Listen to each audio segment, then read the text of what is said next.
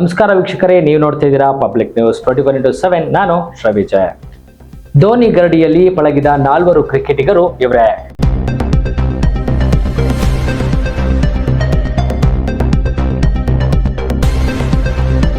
ಇಂದಿಗೂ team India ಪರ ಆಡಿ ಮಿಂಚುತ್ತಿದ್ದಾರೆ ಈ ಶ್ರೇಷ್ಠ ಆಟಗಾರರು.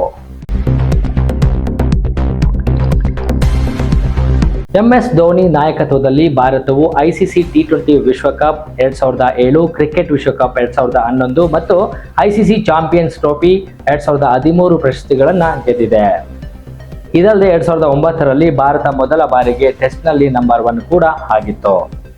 ಇನ್ನು 2008ರಲ್ಲಿ ಭಾರತ ತಂಡದ ನಾಯಕತ್ವವನ್ನು ವಹಿಸಿಕೊಂಡು ಧೋನಿಗೆ ಹಲವು ಸವಾಲುಗಳಿದ್ದವು. ಯುವಕರಿಗೆ ಅವಕಾಶವನ್ನ ನೀಡಿ ಭವಿಷ್ಯಕ್ಕಾಗಿ ಒಂದು ತಂಡವನ್ನ ನಿರ್ಮಿಸಬೇಕಿತ್ತು. ಆ ಎಲ್ಲ ಸವಾಲುಗಳನ್ನ ಎದುರಿಸಿದಷ್ಟೇ ಅಲ್ಲದೆ ಭಾರತ ತಂಡದ ಇಡೀ ವಿಶ್ವ ಕ್ರಿಕೆಟ್ನಲ್ಲೇ ಎಂದೆಂದೂ ಮರೆಯಲಾಗದ ಕ್ಷಣಗಳಿಗೆ ಸಾಕ್ಷಿಯಾಗುವಂತೆ ಮಾಡಿದ್ದರು.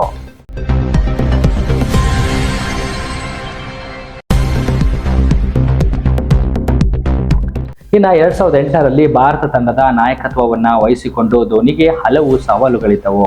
ಯುವಕರಿಗೆ ಅವಕಾಶಗಳನ್ನ ನೀಡಿ ಭವಿಷ್ಯಕ್ಕೆ ಒಂದು ತಂಡವನ್ನ ನಿರ್ಮಿಸಬೇಕಿತ್ತು. ಆ ಎಲ್ಲ ಸವಾಲುಗಳನ್ನ ಎದುರಿಸುವುದಷ್ಟೇ ಅಲ್ಲದೆ ಭಾರತ ತಂಡದ ಇಡೀ ವಿಶ್ವ ಕ್ರಿಕೆಟ್ನಲ್ಲೇ ಎಂದೆಂದೂ ಮರೆಯಲಾಗದ ಕ್ಷಣಗಳಿಗೆ ಸಾಕ್ಷಿಯಾಗುವಂತೆ ಮಾಡಿದರು. ಇನ್ನು ಇವರ ಗರಡಿಯಲ್ಲಿ ಪಳಗಿದ 4 ಕ್ರಿಕೆಟಿಗರು ಇಂದಿಗೂ ಟೀಂ ಇಂಡಿಯಾ ಪರ ಆಡುತ್ತಾ ಮಿಂಚುತ್ತಿದ್ದಾರೆ. ಆ ಆಟಗಾರರು ಯಾರೆಂದು ತಿಳಿಯೋಣ.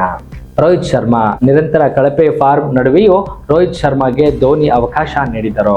ಅದೊಂದು ಅವಕಾಶ ರೋಹಿತ್ ಅವರ ಸಂಪೂರ್ಣ ವೃತ್ತಿ ಜೀವನವನ್ನ ಬದಲಾಯಿಸಿತು.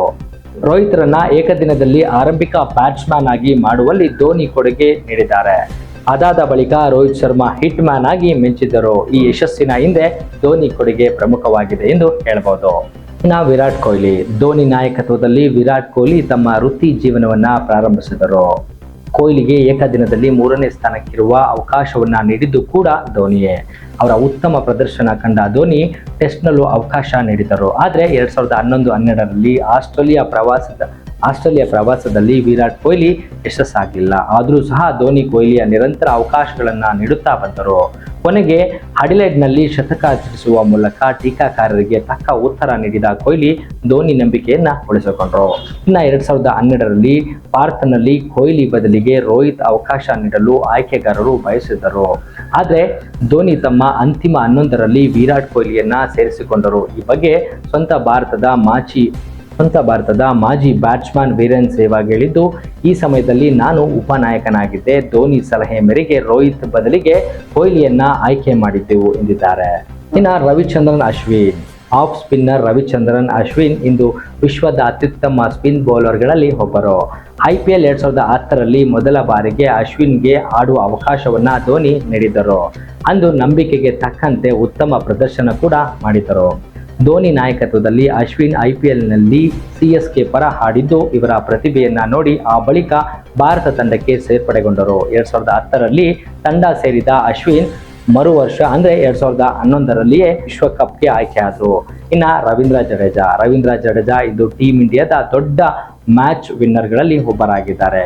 ಬೌಲಿಂಗ್, ಬ್ಯಾಟಿಂಗ್ ಮತ್ತು ಫೀಲ್ಡಿಂಗ್ 3 ವಿಷಯಗಳಲ್ಲೂ ಜಡೇಜಾ ಫುಲ್ ಶೈನ್ ಆಗಿದ್ದಾರೆ. ಇನ್ನು ಜಡೇಜಾ ಟೀಂ ಇಂಡಿಯಾದಲ್ಲಿ ಸ್ಥಾನ ಪಡೆಯುವಲ್ಲಿ ಧೋನಿ ಶ್ರಮವಿದೆ. ರವೀಂದ್ರ ಜಡೇಜಾ ಅವರು ಧೋನಿ ನಾಯಕತ್ವದಲ್ಲಿ CSK ಪರ ಆಡಿದರು. ಇನ್ನು ಇವರ ಆಟದ ಶೈಲಿಗೆ ಮೆಚ್ಚುಗೆ ಕೂಡ ಸೂಚಿಸಿದ್ದಾರೆ ಧೋನಿ. ಜಡೇಜಾ ಟೀಂ ಇಂಡಿಯಾದಲ್ಲಿ ಅವಕಾಶವನ್ನು ಕೂಡ ಧೋನಿ ಅವರು ನೀಡಿದರು. ಮತ್ತಷ್ಟು ಸುದ್ದಿಗಳಿಗಾಗಿ ನೋಡ್ತಾ ಇರಿ ಪಬ್ಲಿಕ್ ನ್ಯೂಸ್ 24x7. ಇದು ಸತ್ಯದ ಧ್ವನಿ.